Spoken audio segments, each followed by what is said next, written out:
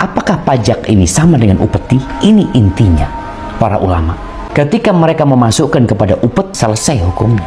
Tapi ketika tidak, enggak. Ini sebenarnya pajak ini kembali kepada rakyat gitu loh, bukan untuk memperkaya pemerintah, ini itu macam-macam lah pembahasan yang seperti itu. Makanya pemerintah ketika mengambil dari rakyat itu, memang ada ambilan-ambilan yang diperbolehkan pemerintah mengambil dari rakyat, tapi bukan yang mendolimin mereka. Kemudian mereka juga berbincang tentang masalah pajak yang kembali kepada rakyat. Kalau benar kembali kepada rakyat, tapi kalau ternyata itu dimakan oleh sebagian pejabat umpamanya, sebagaimana kita telah melihat ada pegawai-pegawai pajak yang menilap uang rakyat sebenarnya.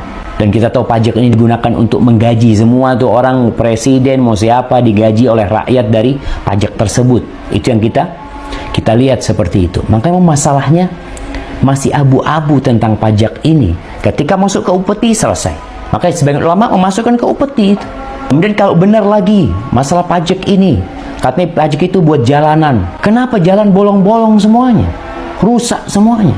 Kemana uang rakyat yang diberikan itu? Itulah nanti akan jadi haramnya di sana lagi.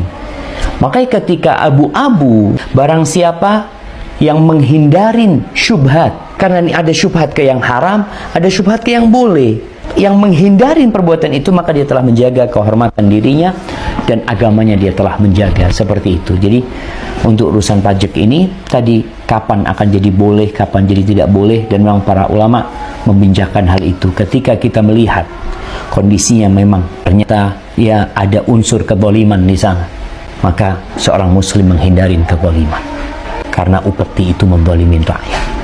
Mereka yang kerja, mereka yang capek, mereka yang lelah, kemudian hasilnya diambil. Yang namanya sebuah negara, negara itu diberi kewenangan untuk mengelola negara ini. Ada emas, ada minyak, ada tambang, ada segala, mau bicara fasilitas-fasilitas umum ya. Negara tuh punya hak di sana.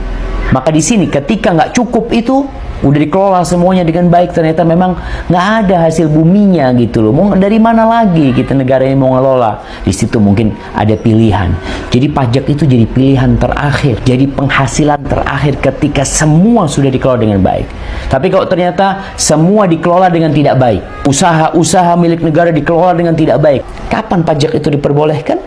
Ketika semua usaha itu memang sudah diperlakukan sudah baik, tapi ternyata nggak ada hasilnya, maka kemudian diperbolehkan ngambil dari rakyat, pungutan dari rakyat itu, tapi tidak kepada semuanya, kepada yang kaya-kaya dulu. Oh, ternyata nggak cukup, oh kepada semuanya. Nanti seperti itu ada gilirannya.